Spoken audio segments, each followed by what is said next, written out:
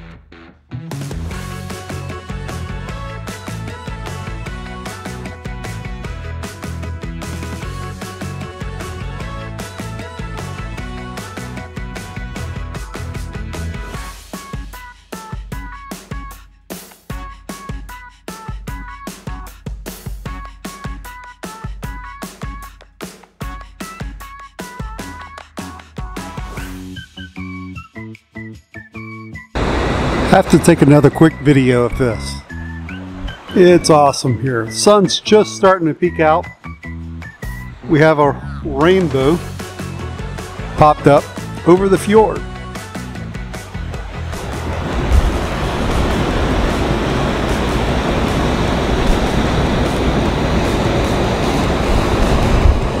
So we'll just take you on a quick spin, looking from the back of the ship all the way to the front.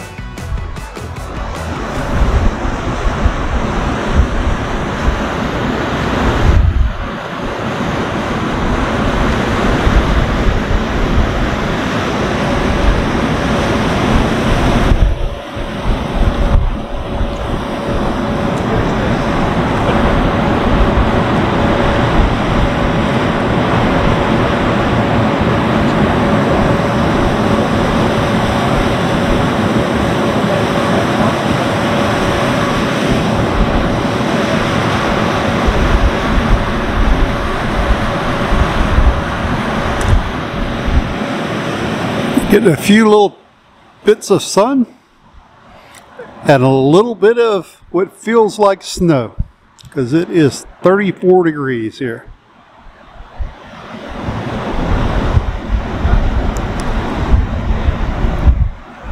Next thing that we're going to is a rock show, but it's a different kind of rock show, a geological rock types that are in Antarctica. And we'll show you that in just a second. Today, the scenery was equally as important as the port. I didn't know which one to say was better.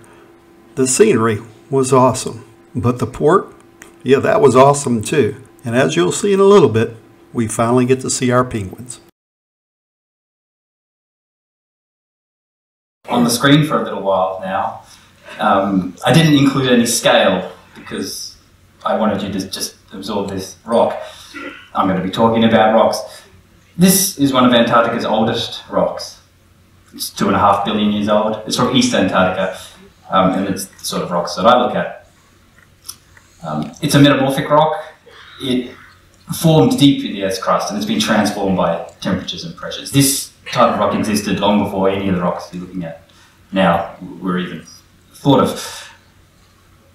And they're really important to look at bits of rock like this because they give us a glimpse of what Antarctica is really like under all of the ice. So what I want to do today, does everyone see the fold? Can you see the person? Yeah.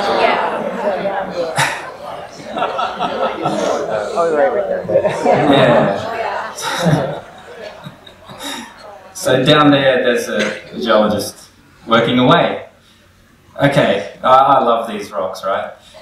Here's another example. That's about a 600 metre, half a mile tall bluff. And you have a layering in the rock. You can see the streaks from left to right. And there's the prop of the aircraft. There's actually a large fold in there. So some of those intrusive... And after our rock show, it's time to get off this ship.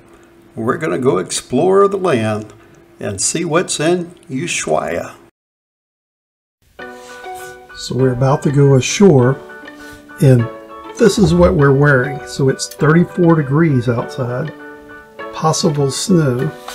What I have on is a waterproof jacket, a Sherpa for insulation, an orange shirt, like a Henley shirt. Underneath that, can't really see it, but I have thermals on, and then underneath that, a t-shirt. So we are prepared to go outside. Can you be wearing any more clothes? But we are prepared. Whatever that we need, we have on. We can always take off, but we can't add other clothes. So just in case it's cold, rainy, snowy, we're prepared. See you later. We're going to give you a quick recap of where we are today. We started our trip in Santiago and are coming south. Yesterday, we were in Punta Arenas, which was right here. So we stayed at Punta Arenas all day yesterday and left out in the evening and went through the canals, the fjords, out into the ocean. And this is where we had the rough seas, middle of the night, around midnight to 3 to 4 o'clock in the morning. This is where everything was rumbling around in the room, falling off shelves and all. So we went through and went right back into the Beagle Channel. You may remember this from the history books. It's also the name of the ship that we toured yesterday in Punta Arenas, the HMS Beagle. Well, whenever we went into the Beagle Channel, I believe we went up a little bit, and this is called the fjord, Ala Fjords, or Ala Glaciers. So we came through here and come along a little bit further to Ushuaia. So in all, this is where that we've gone from. If I can find Santiago on the map again. Way up here is Santiago. We have came all the way down to Ushuaia at the very tip of South America. And this is called the end of the world because this is the last city in South America. So this is where we're staying at today, and we're going to take a penguin tour. So we'll show you that. Watching the birds diving and getting food. Apparently the propeller is turning up some water, and the fish are being pushed out the side, and the gulls. And we're on a mission to get to the end of the pier as quickly as possible because, well, there's a limited number of people that are offering penguin tours. So we got down there and was some of the first one and got our penguin tour. And the sign, it says Ushuaia, end of the world. But we have 45 minutes to kill before our tour takes off. So it's time to go shopping around, grab a few souvenirs, and head back and wait for the tour. Seeing we were off the ship so early and down at the end of the pier booking this tour, we were able to get it. Later we found out that others weren't so lucky. This tour only took about a dozen or so people. and then they were ready to go. But we were waiting for them to find the rest of this dirty dozen to take off on our tour. So we did a little bit of shopping around and looking at the scenery. Here's a little recap of the travel involved for this trip. And remember, we bought this tour for only $100, whereas the ones on the ship were about $500 per person. On this penguin tour, we start out right here at the docks in Ushuaia, where that, just like this picture shows, their cruise ships lined up. Seeing this is the farthest south, this is the easiest port to get to Antarctica, and the ships were lined up here. So this is also where our ship docked at. From here, we caught a tour from right at these blue buildings at the end of the pier, a penguin tour. And this penguin tour lasted about 5 hours. We were worried a little bit about making sure that we made it to the ship on time, so we arrived about 45 minutes to an hour before the ship left to give us a little bit of time in case something that we didn't think about would happen. So this tour left Ushuaia going down the road, and this was a nice road until we got to here. Here it went on a dirt road or a gravel road, which was real small. So the trip to here probably took about 30 minutes. This last bit of road was about an hour on the gravel road, going all the way down to here. There's a little bitty dock right over here where that we call it a small inflatable dinghy. This was held about 10 people, 12 people, something like that, so it wasn't too small. But then we had a 30-minute boat ride to get to where the penguins were. We came through this area, the little marsh area, all the way down to this island. This is where the penguins were. And whenever we were on our boat, we pulled up right where this boat is. This is where that the tourists stop at. You can't get off the island on our tour. We could only stay on the boat, but the penguins came right up to us. Our guide was explaining everything about Argentina to us, including the political situation. They're having political uprisings. They voted in a president, and now they don't like that president. So we were hearing about that, and later on you'll see where that we get caught up in some political uprisings, some protests, and prevented us from getting all the way back to the port. But all the way along the trip, she provided us with commentary of what we're seeing, and a lot of the views were awesome. Lots of wild Mustangs roaming around the fields everywhere that we went. And this is our boat that we got on, our inflatable dinghy. And this is a little bit better view of our boat. The center was hard, but the outside edges were made of rubber all the way around the boat. So I call it a rubber dinghy, but it was actually a hard boat in the center. Alright, so welcome on board. Second part of the excursion, navigation to Embarkation, where we're going to okay? So we're gonna navigate about 30 minutes to get there. And then once we get there, we will have the chance to be at the front of the boat. We can make a rotation, so everybody has the chance to be as close as we can to the penguins. Alright? Just a few indications. We are not allowed to touch the penguins. We're not allowed to give food to the penguins because it's wildlife. And yeah, that's pretty much it. If you have any questions, just ask me. I'm gonna explain you a little bit more about the life and what we see. Okay?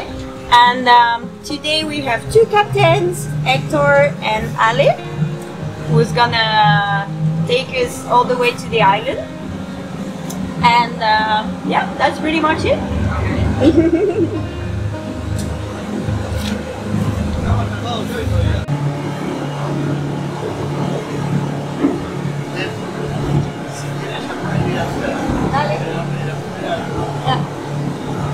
Would you like to go outside? I can open the door and you can be at the front. And remember all those layers we had on? Well, this is where we glad we had them on. This was freezing, because like I say, the temperature was in the 30s. But here, the boat's whipping along, and we have that breeze blowing at us. This was freezing. And to top it off, it started hailing on us. So we were prepared for everything on our boat ride to the Penguins.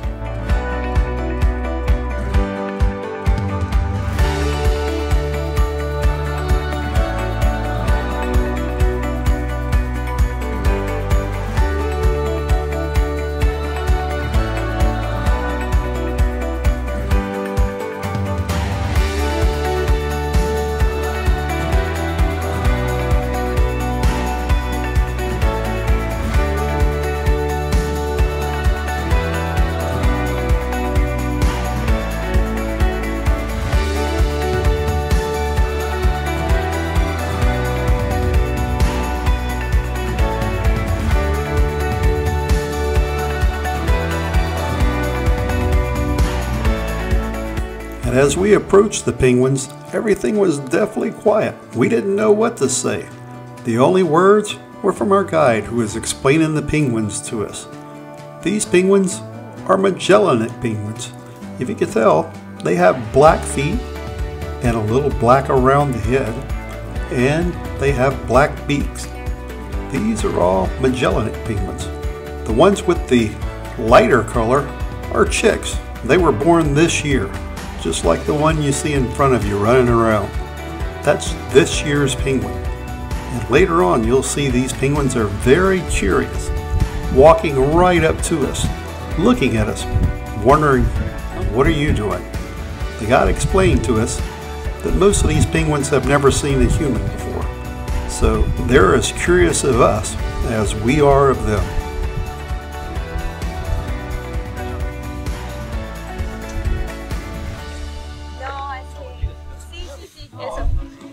And as awkward as the penguins are walking around, once they hit the water, they are master swimmers, darting in and out, turning left and right. They were doing everything. And as you can see by the ones that are younger right here on the beach, they're learning to swim, practicing, getting their feet wet. You see the little gray one that's going right behind its mom probably, learning how to swim.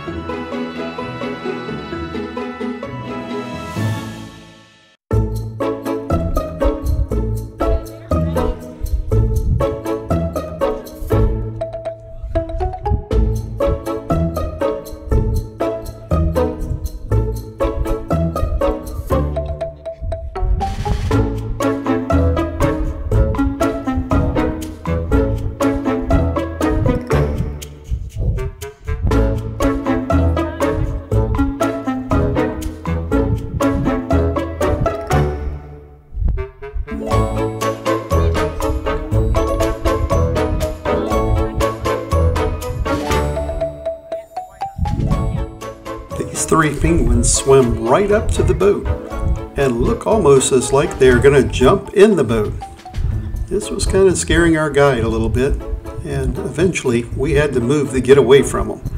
They looked like they were wanting to climb in with us, but we had a strict rule. We had to stay 6 feet away from all penguins to keep them from catching bird flu. They were worried that if they caught this, it would eliminate the whole population of penguins. So we were okay staying our 6 feet of distance away. But the penguins, they didn't abide by any rules. Whenever we moved, they would walk right back to us and stand there and look like they're ready to jump back in the boat again. They could care less about bird flu. Our guide decided that for the penguin's safety, we were going to have to back the boat about 10 feet offshore. That way we couldn't get too close to the penguins. But apparently all the other penguins on the island heard that we were around there, and they started coming. So as they walked up to the shore, some even came running over the hill, seeing what we were doing. Here you can see a different type of penguin that topped the hill. This penguin has orange feet and an orange beak. This is a gentoo penguin.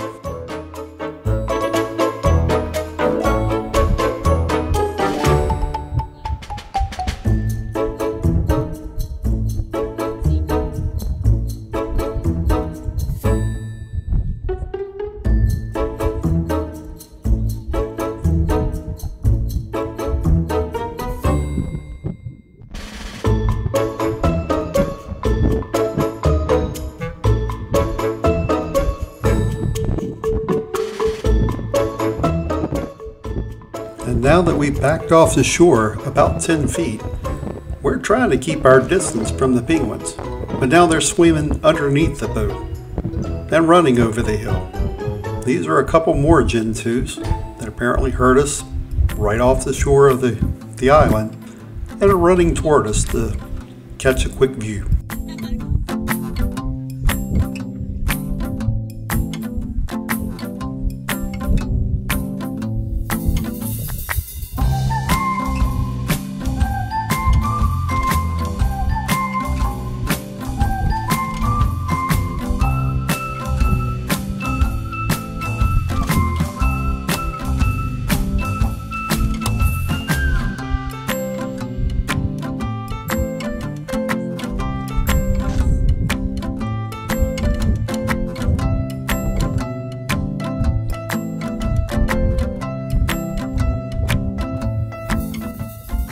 And here you can see the difference in the two types of penguin. Closer to you, a Magellan penguin, and in the back was a gentoo. And this, another gentoo with the orange feet and orange beak.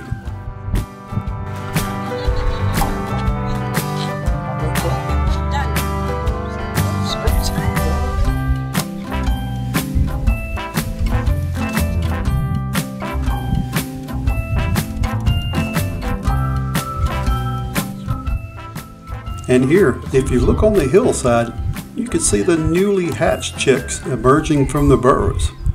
All along was where the little chicks are born and then later come out and go closer to the beach as they get older. And now the penguins, well, they're just toying with us. They're following us as we leave. But it's time for us to leave the penguin colony and head back to the ship.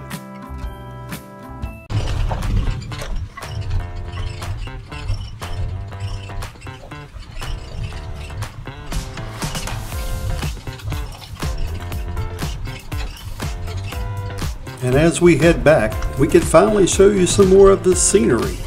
Yeah, we were so excited about seeing the penguins, we forgot all about showing you the scenery.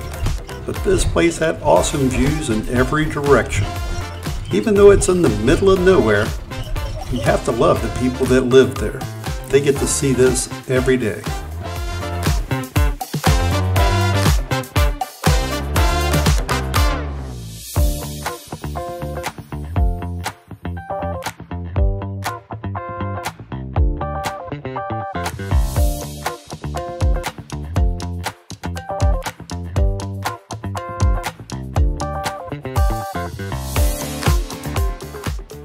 And the time to get back to the ship, it seemed to fly by as everyone on our tour was talking about the tour, showing the pictures that they've taken, and everyone had an amazing time.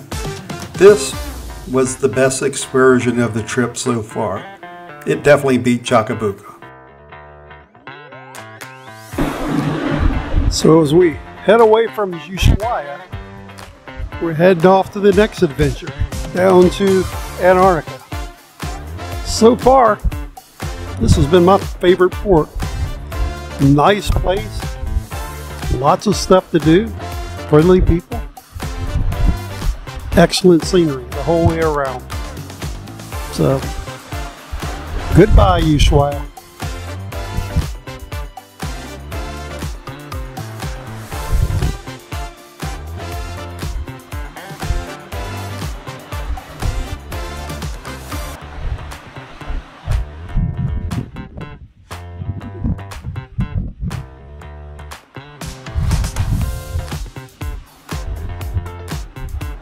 Something to remember as we head away. This is their middle of summer. This is as warm as it gets this far south. So as you look around, remember, it hailed on us today. And this is their best weather.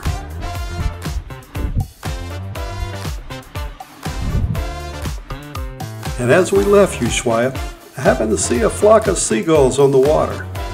I was hoping to spot a whale coming up bubble feeding, but wasn't so lucky. Turns out this happens to be a flock of seagulls on a school of fish having dinner.